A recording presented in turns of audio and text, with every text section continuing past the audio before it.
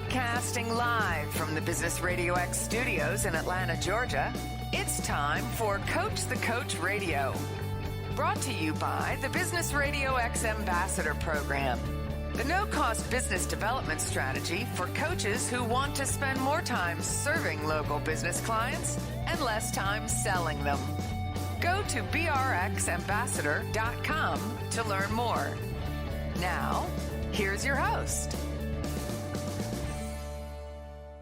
Lee Cantor here, another episode of Coach the Coach Radio, and this is going to be a good one.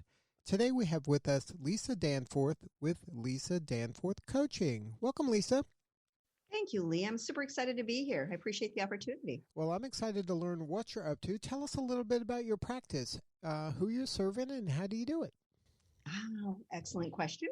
I serve established business owners, entrepreneurs in taking their business that is successful, but they're sort of feeling a lack of fulfillment, lack of joy. There's definitely something missing because they've missed the journey along the way. And I absolutely love serving them because they've driven themselves to the point where they have achieved the success. And now they're really realizing that, okay, we need to pause and make sure that we've got that elusive work-life balance, that we're being more intentional. And it impacts every area of their life and their business.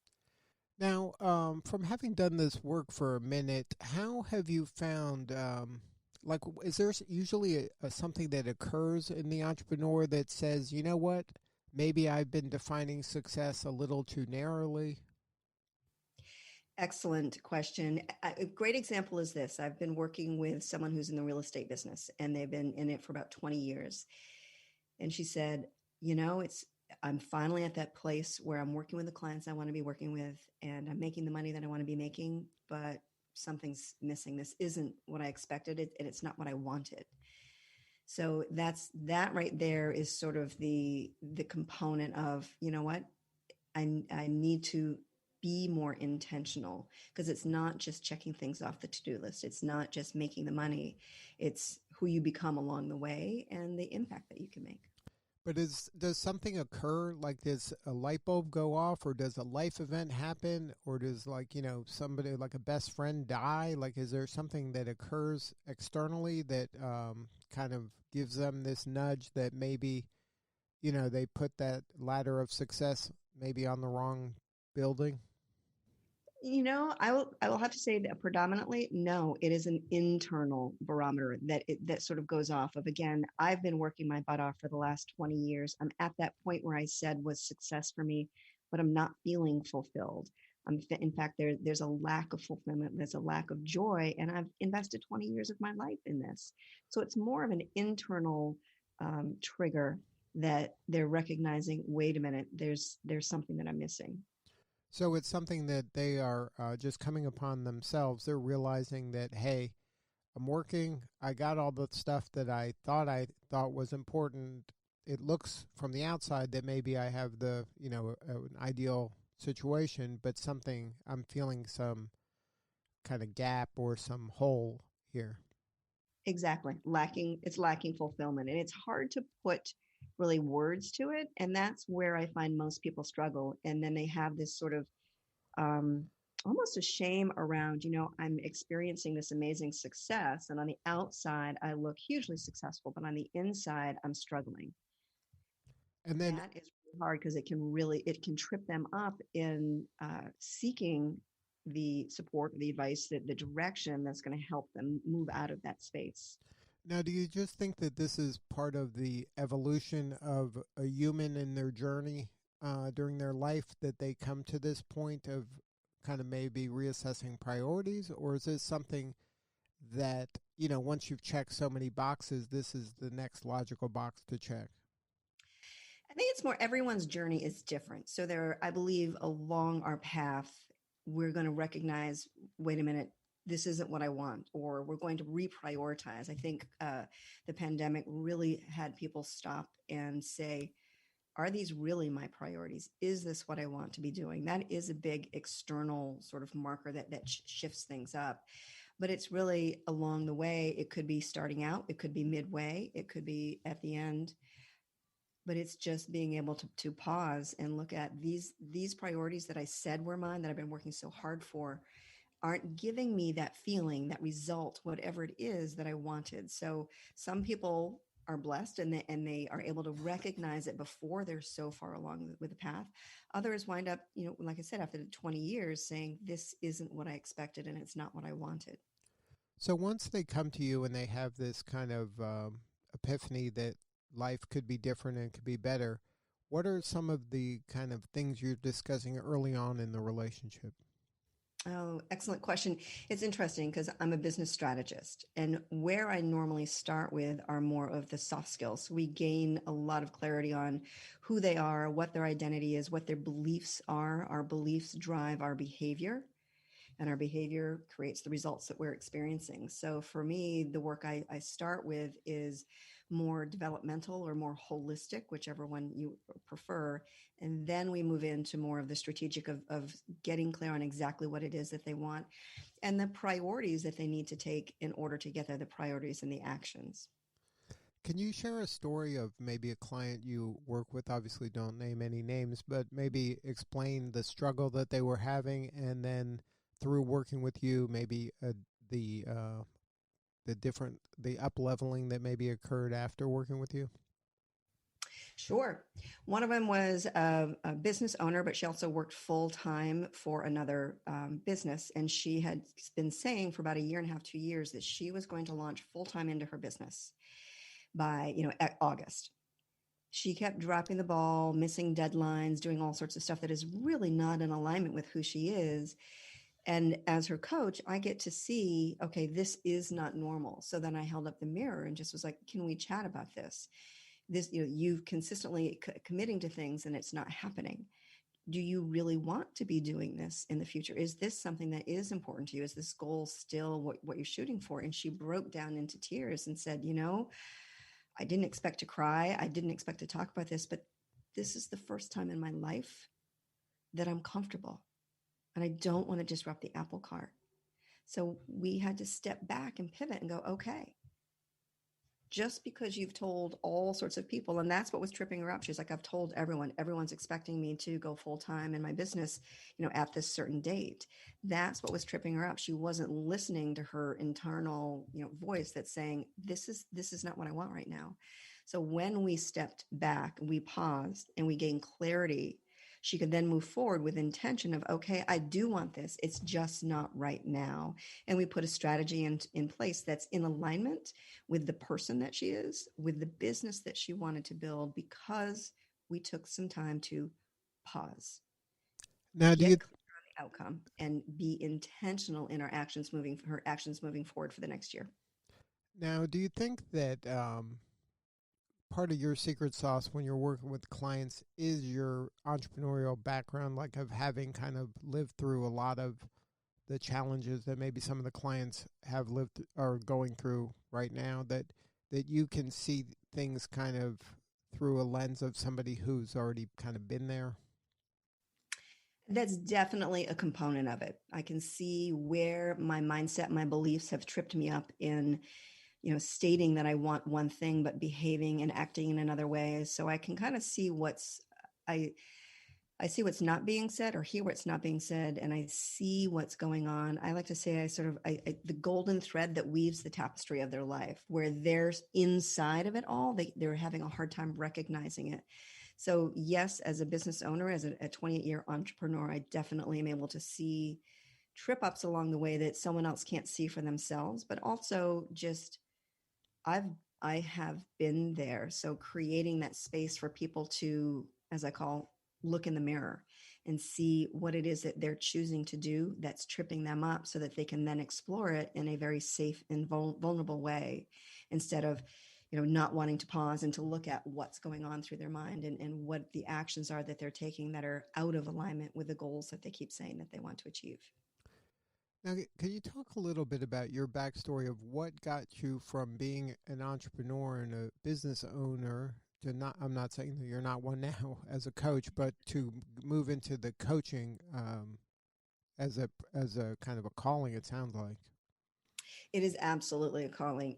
It came in front of me when my youngest son was probably 2 years old, very difficult child, sweet little guy, but very difficult. And I was introduced to Adlerian psychology. And it absolutely helped with the parenting style, showing up and just being supportive. I learned that there was a coaching arm of the Adler School of Coaching. And I investigated that because the philosophy was so supportive in people being who they are, building a community and showing up authentically. And I started exploring coaching at that point. And I just absolutely fell in love with it. And then, so you went from, doing the work that you were doing to then starting a coaching practice? So at that point, I was catering, and I tried for about 2 years to do both coaching and catering. But catering, I had a very successful boutique catering company, and then I also had a successful barbecue company as well. And it was just overwhelming. It was consuming to try to do both. So the coaching kept getting put on the back burner. And then I just decided that and I'd been in the business for 14 years. I was going to finish through the end of the year. I didn't take on any new gigs for the following year. And I walked away because it was consuming me. It was, before my eyes even opened in the morning, my brain was going, and everything inside of me said something needs to shift. And the coaching is the avenue that I need to go down, even though I had a hugely successful catering business and people telling me that I can't stop catering. I decided to just choose to go with my heart, go with my intuition, and trust that I knew what it was that was going to fill me up. And then when you went to the market as a coach, were you getting your clients from previous clients that you've had in your other businesses, or was this a whole new group of people that you were serving? A whole new group of people that I was serving. For me, it was networking, getting out and going to conferences, which has been a little difficult this last year by all means, but networking, connecting with people, reaching out to contacts and colleagues and whatnot, just to sort of meet and let them know what I'm up to. Now, any advice for the new coach out there that might be, along that same path as you, where you were doing one thing and now you're doing this new thing? Is that your recommendation, is to kind of lean into this and just start talking to folks? I think that's the best thing, is to reach out. So often we want to do what I've heard is called is design at the whiteboard. So we create all of these programs, we do all of these things without getting it out there and talking to people, asking them if they're interested, asking what it is that they need, and really sitting down and connecting with the person and seeing if what we want to do is something that people will pay for. So just putting yourself out there, being vulnerable, and saying, here's what I do. When I started owning the work that I do, when I first graduated or was certified through, I actually wound up getting certified through CTI, Coaches Training Institute. I came out and I was a mindset coach, but the people that I spoke with would say, oh, this is exactly what I need. But when I'm successful, I'll come back and I'll get the mindset coaching. So I shifted things around. What I'm doing right now is essentially the same thing, but I'm a business strategist. I would have just trusted that I knew where my gifts are and continue on that path instead of trying to morph myself to fit into what someone else is looking for. The more I have leaned into my authenticity, the more the clients have come, the more impact that I've made, the more income that I've made. So my insight would be trust yourself, trust your intuition, and put it out there and just speak with people about it. Now, when you frame the relationship or you frame what you're doing as business strategy, does that, do people come to you with business problems and then you kind of move them into coaching around kind of the mindset and the other things that you do? Or so is that like kind of a point of entry where that opens their mind to, okay, this is Lisa, someone I need to talk to? Absolutely. Absolutely. They come to me for business, but with the understanding, I do a call with them just to connect and see if we're a good fit. So I'm very clear up front of, we're not going to jump right into strategy. We're going to look at the areas that have been tripping you up, that you're not implementing the strategy, that you're not making the traction that you want. Our beliefs, again, drive our behavior. So I have that conversation with them and they can see where they're tripping themselves up. They can see where, I have shiny object syndrome. I'm in overwhelm. I keep saying yes to too many things, and they can see how those soft skills, which are really the real skills of your business, are tripping them up in creating the income and the impact that they want to be making. And then, so they don't initially come to you and go, I'm thinking of building a new plant in Des Moines. So you're not talking about kind of the nuts and bolts of the strategy of a given business. It's more the nuts and bolts of how they kind of go about doing their business. The strategy of approaching their business, the strategy of life and business, because they're not mutually exclusive, they're interdependent. So it's very important to devise a strategy, again, that is in alignment with who we are as an individual, but in alignment with the business person that we are. One business model does not fit everyone's business model. It doesn't matter if it's a plant in Des Moines or if it's a yoga studio. One business model doesn't work, but so often we're trying to fit it in that way. And that's where the struggle comes into play. Now, are you finding that your clients are of a certain age, or your clients kind of at different stages of their career? So you might have some young folks, you might have some older folks. It's just a mix of people when this kind of light bulb moment comes out? Yeah, there's no real demographic or even really psychographics. It's more value graphics. So what are the values? We make choices that are in alignment with our values, what's important to us. I will say I don't work with new business owners. That's not where my brilliance, my jam comes through. It's established business owners. So they could be 22, but they have an established business. They could be 62 and have a brand new business, but I just don't work with people who are starting out brand new. They've gotten their business to a certain level of success, and they're realizing that they need to make some changes, augment, double down, let go of, and reprioritize what it is that they're going for and why they're doing it. Now, if there's someone out there that wants to learn more about your practice and get a hold of you or somebody on your team, is there a website? There is. Thank you for asking, Lee. It's lisadanforth.com. And then the social media platform that I'm on is LinkedIn. So just Lisa Danforth on LinkedIn. And that's LisaDanforth.com. Lisa, thank you so much for sharing your story today. Thank you for having me, Lee. I really appreciate it. Well, congratulations on all the success. You're doing important work, and we appreciate you. Thank you. Thank you very much. All right, this is Lee Cantor. We will see you all next time on Coach the Coach Radio.